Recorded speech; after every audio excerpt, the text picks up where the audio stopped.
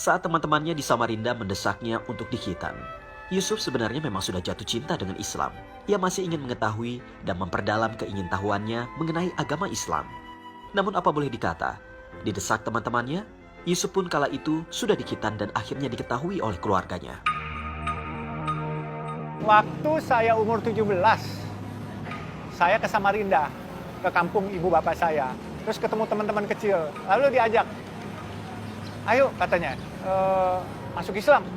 Nggak berani saya bilang, takut gua. Kenapa?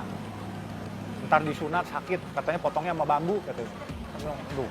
Terus dibercandain, kenapa nggak suruh patokin aja sama ayam katanya kalau gitu. Saya bilang, aduh lu bikin gua takut aja.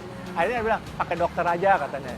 Nah udah saya beraniin diri, ya udah deh saya dihitan dulu aja daripada saya masuk Islam dulu. Saya nggak berani cerita sama ibu bapak saya dihitan. Tanpa sepengetahuan, makanya saya sama teman-teman bandel-bandelan aja. Saya pakai sarung di rumah karena berapa hari. Terus kakak saya jahil, kok jalannya ngengkang katanya. Saya bilang nggak apa-apa. Dia ngadu ke ibu saya, itu jalannya ngengkang. Jangan-jangan kena penyakit kotor katanya. Ibu saya datang marahin saya. Akhirnya saya ngaku sama ibu saya bilang enggak, saya nggak nakal, saya dihitan. Saya pikir ibu bapak saya marah, ternyata nggak marah, alhamdulillah. Kembali ke Jakarta, rasa penasaran Yusuf pun semakin memuncak. Melalui surat kabar, ia pun akhirnya sampailah ke Al-Azhar. Di sana, Yusuf pun lalu bertemu dengan Buya Hamka. Tak disangka, niatnya untuk mempelajari Islam, Yusuf seketika itu pun langsung memeluk agama Islam yang sudah dicintainya tersebut. Begitu ke Jakarta situ, saya mau masuk Islam, di mana saya nggak tahu. Satu hari ada seorang pengusaha dari Samarinda juga, saya baca di sebuah majalah, dia masuk Islam di Al-Azhar melalui almarhum Buya Hamka.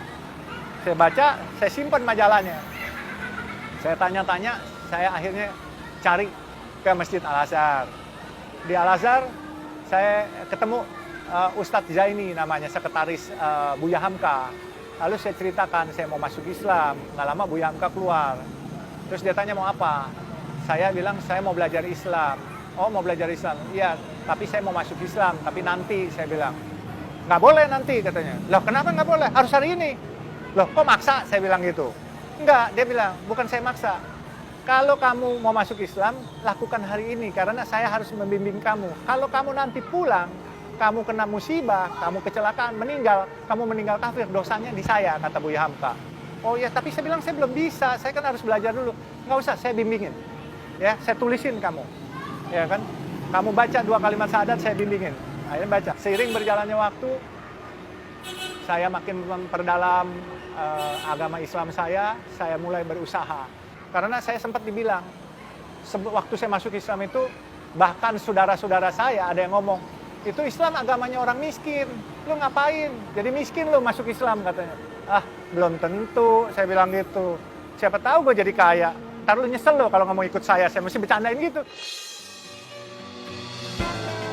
Setelah pertemuannya dengan Buya Hamka, Yusuf pun akhirnya sering kembali kepada sang sastrawan ternama tersebut. Tidak disangka, sebuah selamatan pun dibuat Buya Hamka kala itu untuk Yusuf. Seketika namanya pun berubah, tanggung jawab dan jalan hidupnya pun ikut berubah. Saya datang dibikin syukuran di Aula Al-Azhar. Di situ Buya memberikan tanda cincin warna biru kepada saya. Hari ini kau kuangkat sebagai anakku. Saya kaget. Dan kau izinkan mempergunakan nama Hamka di belakangmu, katanya, Yusuf Hamka. Dan kau harus berjanji, sebarkan terus syiar Islam di kalangan teman-teman Tionghoa. Jelaskan ke mereka bahwa agama Islam ini adalah agama leluhur mereka. Jangan nanti menyesal. Gitu. Insya Allah, Buya, saya bilang. Nah, itu akhirnya saya memakai nama Hamka di belakang saya sebagai anak ideologisnya Buya. Jadi itu menurut saya satu kehormatan. Dan juga buat saya akhirnya nggak bisa nakal. Jadi nama besar yang mengunci saya, akhirnya saya jalan hati-hati sekali.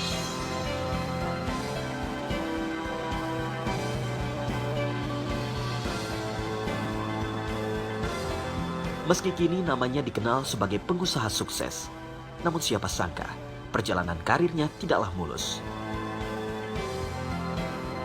Usaha dirinya pun pernah hancur. Bahkan berbelas-belas tahun kemudian,